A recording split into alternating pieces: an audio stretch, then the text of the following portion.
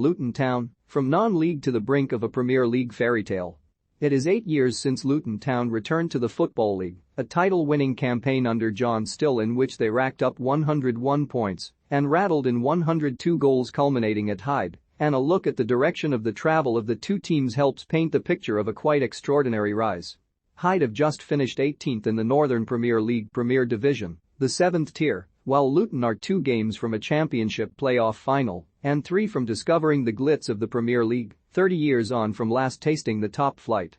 The backbone of the club from those days in non-league remains, from the kit man, Darren Cook, to the goalkeeping coach, Kevin Dearden, the midfielder Pelly Ruddock-Mpanzu, the legendary chief recruitment officer and assistant manager, Mick Harford, the chairman, David Wilkinson, and the chief executive, Gary Sweet. A series of financial setbacks saw the club deducted 10 points in 2007-08 and a record 30 points by the Football League the following season, after entering administration for the 3rd time in 9 years. The championship was the aim when the club was bound for the 5th tier and the target spelled out in the name of the consortium that rescued the club, Luton Town 2020. They arrived at that destination a few months early, helped over the line by Harford after Nathan Jones, who returned as manager 2 years ago, left for Stoke. From that moment they have pushed to complete the set, but they are way ahead of schedule. Sweet acknowledges there is a comedy factor around the prospect of the creaking and charismatic Kenilworth Road hosting Premier League matches. If they were promoted, much of the off-season would be spent making their stadium compliant. The old girl hasn't got much life left in her now, but we dearly wish she can entertain top-flight football before she finally expires, he says. In the conference, many thought I had lost my marbles when we spoke about the Premier League being our target. Why not? If you don't reach for the top, how do you know how far you've traveled? Jones has a tight-knit bond with his players and a togetherness runs through the club. There is a determination to grasp their chance. They always believed they would get back to the championship, says Still, who left the club midway through 2015-16, Jones his permanent successor. I always felt they believed that was where they belonged.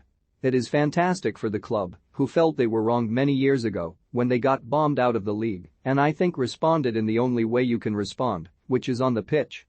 They could be sitting halfway down the league championship and going, well, we've done the job we set out to do. But all of a sudden there's a bigger thing tapping them on the shoulder, and I'm not sure they would have believed they would be doing that. Luton's achievement is all the more remarkable given their modest resources. Their recruitment has been shrewd. They have a bottom 3 budget smaller than some of the teams chugging along in League One, and their squad was assembled for less than £1.5 million. Cal Naismith, Reece Burke, Jordan Clark and Gabriel Osho are among those who have thrived since arriving on frees.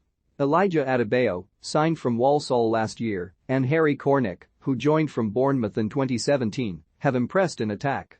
Recruitment doesn't start with the players, it starts with recruiting the right people to attract the right players, Sweet says. Nathan is clearly vital to this and very good at it, but I'd argue that it's the wider team of great people we have working in every office, every changing room, every kitchen and around every square inch of the club that attracted him back home. Our environment starts with the kit man and the maintenance guy or the team in the shop or ticket office. Without them, we're nothing. It is a similar story at Huddersfield, the visitors in the playoff first leg on Friday, whose squad cost about £2.3 million. Both have defied the notion that financial muscle is the only way to compete. Mpanzu could make history by becoming the first player to represent the same club in every division from non-league to the Premier League. Dan Potts, who still signed in League Two, also remains.